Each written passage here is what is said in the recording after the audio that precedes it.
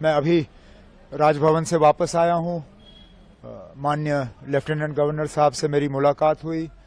मुलाकात के दौरान मैंने उन्हें नेशनल कॉन्फ्रेंस, कांग्रेस, सीपीएम, आम आदमी पार्टी और जिन इंडिपेंडेंट्स के तरफ से नेशनल कॉन्फ्रेंस को समर्थन की चिट्ठी मिली है, उन्हें उन चिट्ठियों को मैंने लेफ्टिनेंट गवर्नर साहब के हवाले किए और उनसे गुजारिश की कि जल्द से जल्द वो तारीख मुकर्रर करें ताकि यहाँ ओथ लिया जाए और लोगों की चुनी हुई हुकूमत जो है अपना काम संभाले। किस तारीख को सर ओथ सेरेमनी?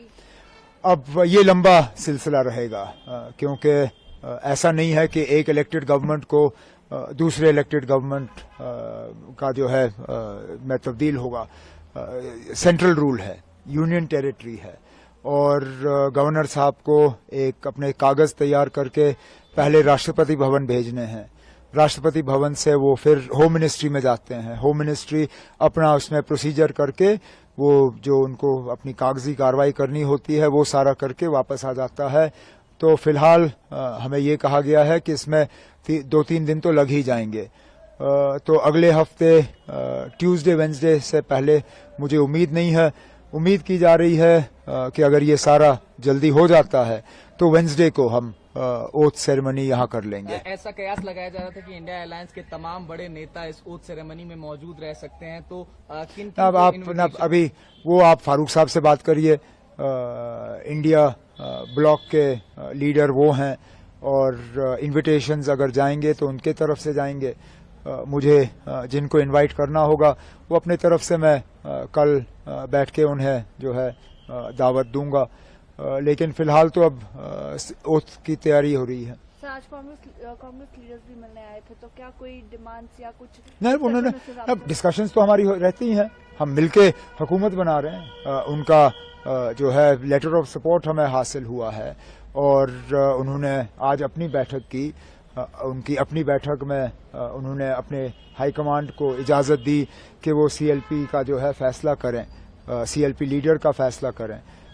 तो हमने जो अपनी अंदरूनी बातें करनी थी वो हमने की। सर, काफी इंडिपेंडेंट कैंडिडेट्स भी अब ज्वाइन इन कर रहे हैं एनसीए ने देखा पिछले कुछ दिनों में, तो क्या स्पेकुलेशन है कि और जो बाकी हैं वो भी ज्वाइन करेंगे, ऐसा कुछ? न, ऐसी बात नहीं है। ये आमतौर पे वही लोग हमारे साथ जुड़ रहे हैं जो पहले भी हमारे साथ जुड़े हुए थे।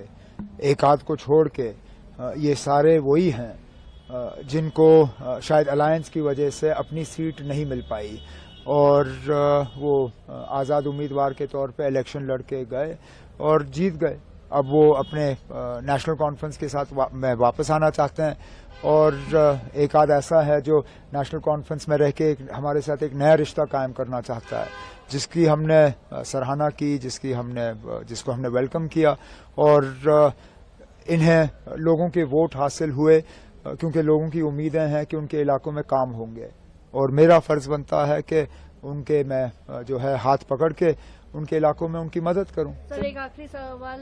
इल्तिजा मुफ्ती जी क्लेम कर रही हैं कि बिज बिहारा में एनसी के वर्कर्स जो है वैंडलिज्म कर रहे हैं, they are attacking their workers. How do you? मुझे कुछ नहीं कहना इसमें। ये अब अगर किसी तरह का सबूत है तो वो पेश करें। जिनके खिलाफ इल्जाम लगे हैं वो तो उनके खिलाफ अब केस करने के लिए तैयार हैं, डेफेमेशन के। अब ये अदालत को फैसला करने दीजिए कौन सही है कौन गलत। सर, जम्मू डिवीजन के इग्नोरेंस का एक बड़ा आरोप लगा। कोई इग्नोरेंस नहीं है ना, कोई